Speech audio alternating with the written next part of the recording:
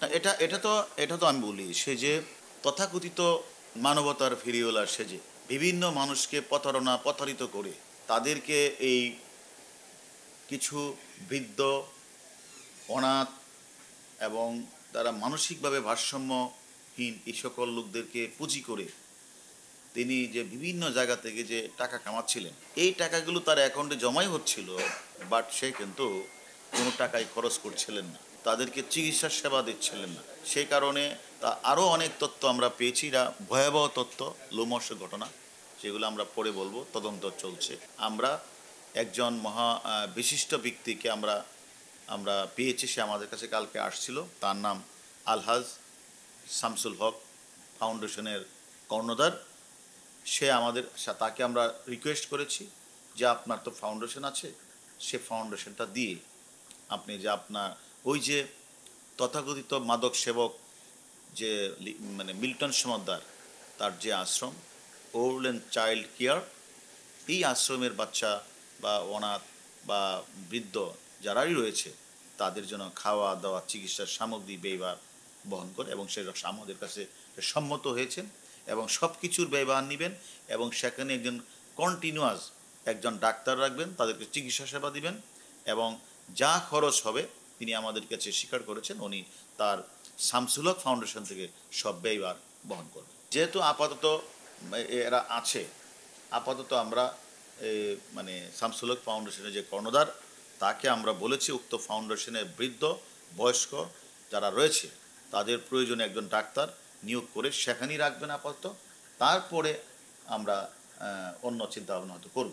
একজন শিশুকে বিদেশে পাচার করা হয়েছে এমন অভিযোগে মিল্টন সমাদ্দার আপনাদের কাছে রিমান্ডে আছে, উনি কি এই সম্পর্কে কি ধরনের তথ্য দিয়েছেন? আমরা যে সকল তথ্য তার বিরুদ্ধে অভিযোগ আমরা পেয়েছি সেই তথ্যগুলি আমরা যাচাই বাছাই করছি। আমরা মনে করি যে সকল অভিযোগেই তদন্ত হবে এবং কাউকে কোনো ক্রমেই ছাড় দেওয়ার কোনো প্রশ্নই আসে না। আপনারা বারবার বলে আসছেন যে মিল্টন সমাদ্দার একজন মাদক সেবী, তার মাদকের উৎস কিন্তু আপনারা এখনো খুঁজে বের করেন নাই। না, এখন সে একজন মাদক সেবন করেন, সে ইয়াবা খায়, সে তো নিজেই স্বীকার করেছে, এবং তার যে অত্যাচারের মাত্রা, তার যে টর্চার সেল, আপনারা গণমাধ্যমে দেখেছেন যে পরিমাণ মানুষকে এই পিঠায়, এবং সে বাচ্চাগুলি, সে অনাথ বাচ্চা শিশু বা বৃদ্ধগুলি যেভাবে চিৎকার করে, এটা আমরা মানে যোগাযোগ মাধ্যমে দেখেছেন। আমি তো মনে করি একজন মাদকাসক্ত ছাড়া এভাবে মানুষকে পিটাতে পারে না, এবং সেইটা স্বীকারও করেছে। এবং সে যে ডাক্তারের সই সিল নকল করে সে ডেথ সার্টিফিকেট বানিয়ে সেগুলিকে সে কোথায় যে কবর দিয়েছেন জানাজাবিহীন, সে তথ্য কিন্তু সে আমাদের কাছে আস্তে আস্তে স্বীকার করা শুরু করেছে। আমরা মনে করি তদন্ত চলবে, রিমান্ডে আছে, রিমান্ড শেষ না করা পর্যন্ত আসলে আমরা আপনাদের সকল প্রশ্ন এখন দিতে পারবো না, আমরা পরে জানাবো। নিয়মিত মাদক সেবী মাদক ছাড়া চলতে পারে না, রিমান্ডে কি আপনারা তার কাছে মাদক সরবরাহ করছেন? আসলে আরেকটা বলি, সেটা হচ্ছে যে কোনো অভিযোগকারী কি পাওয়া গেছে কাকে ডেড বডি দাফন করেছে কিন্তু কোনো আত্মীয় স্বজন জানে নাই? না, সে তো আসলে সে তো তার যে কালেক্টর, তার অনেক কালেক্টর আছে যারা বিভিন্ন জায়গা থেকে তারা এতিম বাচ্চা, বয়স্ক, প্যারালাইজড, ব্রাক প্রতিবন্ধী, মানসিক ডিসঅর্ডার, এই মানুষগুলি কালেকশন করে এনে তাদের কাছে দেয়। এখন তাদের স্বাভাবিক কারণেই এই লোকগুলি আত্মীয় স্বজনের খোঁজখবর তো কেউ জানে না। এই সুযোগটাই সে কাজে লাগিয়ে তার ইচ্ছা মতো, যে তার জানানো উচিত ছিল, মেডিকেলে ভর্তি করানো উচিত ছিল, মেডিকেলে ডাক্তারের কাছে সার্টিফিকেট নেওয়া উচিত ছিল, ডাক্তারদের আমাদের থানাগুলিতে ইনফর্ম করা দরকার ছিল, যেখানে হয়তো আমরা সেখানে একটা পত্রিকায় বিজ্ঞাপন দিয়ে যে এরকম একটা লোক মারা গেছে, তার কোনো পরিচয় আপনারা জানেন, সে কোনো কিছু করলেন না। মনের ইচ্ছা মতো রাতের বেলা ডেথ সার্টিফিকেটও বানালেন, আর মনের ইচ্ছা মতো কোথায় যে কবর দিলেন সেটাও আমরা তার কাছ থেকে জানার চেষ্টা করছি, জানার পরে আপনাদের জানাবো। তবে এই যে ফাউন্ডেশনে যে সকল অনাথ বাচ্চা শিশুরা রয়েছে, বৃদ্ধরা রয়েছে, ওল্ড অ্যান্ড চাইল্ড কেয়ারে আশ্রমে, আমরা মনে করি তাদের যেন খাওয়া দাওয়া থাকা ডাক্তারি সেবার কোনো সমস্যা না হয়, সে কারণে আমি মনে করি আলহাজ ফাউন্ডেশনের কর্ণধার ইনি একজন আসল মানবতার ফিরিওয়ালা, তিনি এগিয়ে আসছেন এবং উনি বলেছেন আমাদেরকে যতদিন লাগে ততদিন উনি খাওয়াবেন এবং তাদের চিকিৎসার সার্বিক ব্যবস্থা উনি করবেন।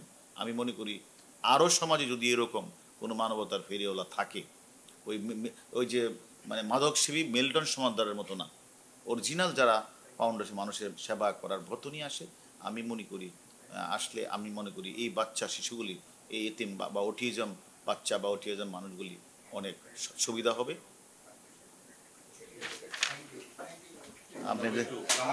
আপনি দিয়েছেন কিছু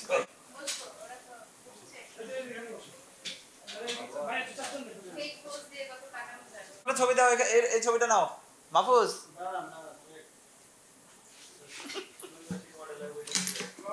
মাহফুজ এখানে আসেন।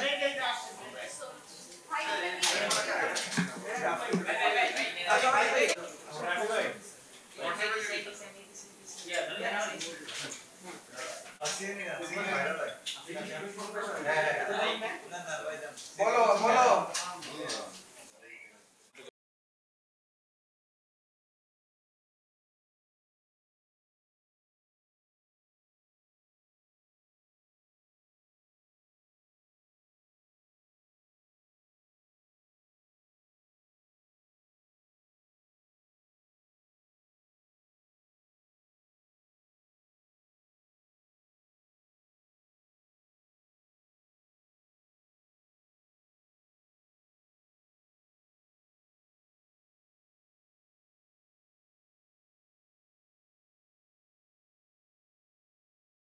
আসসালামু আলাইকুম। আলহাজ শামসুল হক ফাউন্ডেশন 2006 সাল থেকে কাজ করতেছে, কিন্তু আমরা জয়েন্ট স্টক রেজিস্ট্রেশন পেয়েছি 2018 সালে।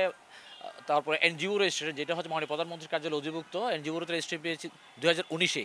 2021-এ ইউনাইটেড নেশনের ইকোসো কনসালটেটিভ স্ট্যাটাস পেয়েছি।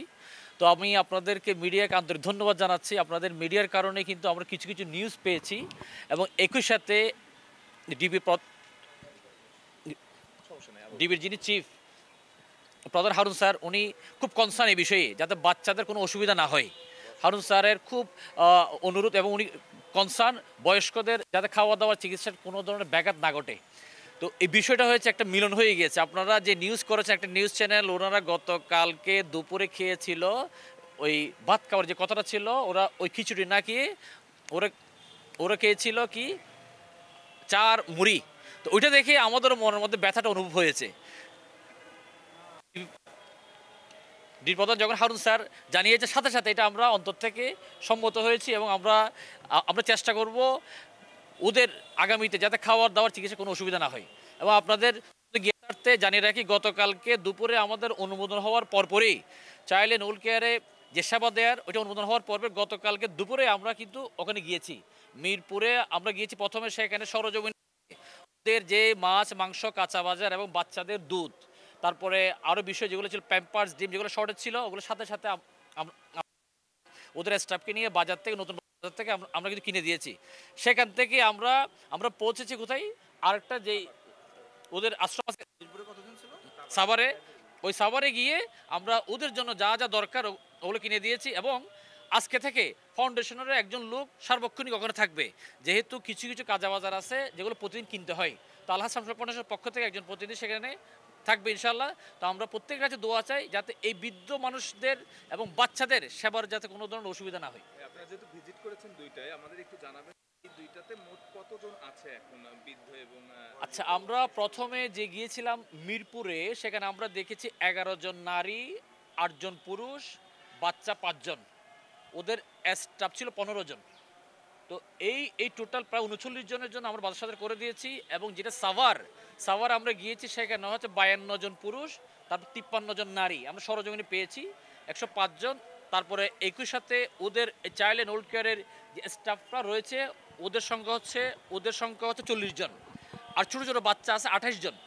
তো ওদের জন্য যা যা দরকার আমরা সরজমিনে দেখি গতকালতে কাজ শুরু করেছি। একটা বিষয় একটু পরিষ্কার করবেন যে child and old age care চলতো, মিল্টন সমাদের একটা ফেসবুক পেজ ছিল, সেই পেজ থেকে যা অনুদান আসতো সেটা দিয়ে আপনারা এখন দায়িত্ব নিলেন। আপনারা কি এই পেজটা যেহেতু গড়েই উঠেছিল এই প্রতিষ্ঠানের মারফতে, এটার দায়িত্ব নিতে চান নাকি আপনাদের সেটা দিয়ে এদের ভাই একটু ক্লিয়ার করি, আমরা কিন্তু সাময়িক দায়িত্ব, এটা কি দায়িত্ব? সাময়িক দায়িত্ব।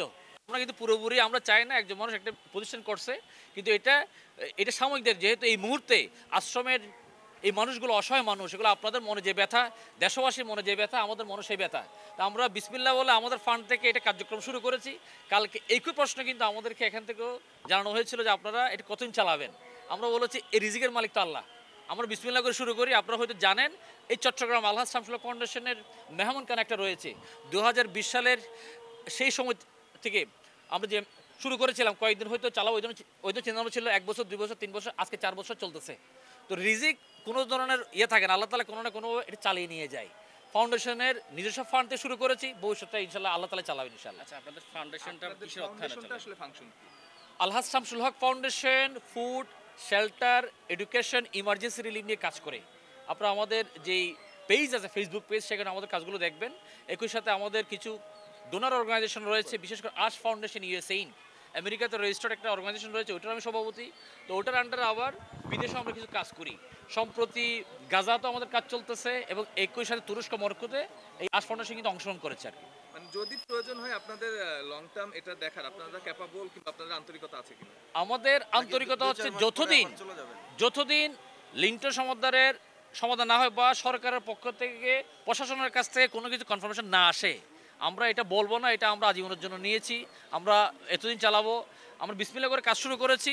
এটা আপনারা তো মিডিয়ারা আপনার সাথে আছেন, আপনারা দীর্ঘদিন ধরে আমাদের সাথে আছেন, আলহামদুলিল্লাহ। অনেক রিপোর্ট আমাদের নিয়ে আপনারা ইতিমধ্যে দিয়েছেন, করেছেন। তো কতদিন চালাবো এটা আল্লাহর হাতে। এটা আপনার নামটা? একটা প্রশ্ন, যেটা হচ্ছে মিল্টন সমুদ্রের একটা ভয়াবহ রূপ যারা আশ্রমে আছেন তারা দেখেছে, তো এই মুহূর্তে আপনাদেরকে কেন তারা বিশ্বাস করবে এবং তাদের জন্য আপনারা কি করবেন, তাদের জন্য আপনাদের সহানুভূতিশীল কি স্টেপ? আমরা গতকালকে যখন ওখানে গিয়েছি, যেহেতু একটা মানুষ দীর্ঘদিন ধরে ওখানে ছিল, তার প্রতি একটা মায়া মমতা সৃষ্টি হবে, এটা খুবই স্বাভাবিক। তো ওইটাও সৃষ্টি হয়েছে। আবার আমরাও খুব আন্তরিকতার সাথে ওদের সাথে কথা বলেছি, কারণ বয়স্ক লোক খালি যে মিল্টন সমুদ্রের আশ্রমে গিয়ে আমরা বাবা ডাকবো, মা ডাকবো, সেরকম না।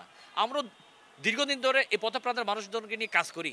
আমরা বয়স্ক লোককে আপনারা যেরকম বাবা মা বলে সম্বোধন করেন, কালকেও সেটা আমরা কিন্তু ওদেরকে সম্বোধনটা করেছি।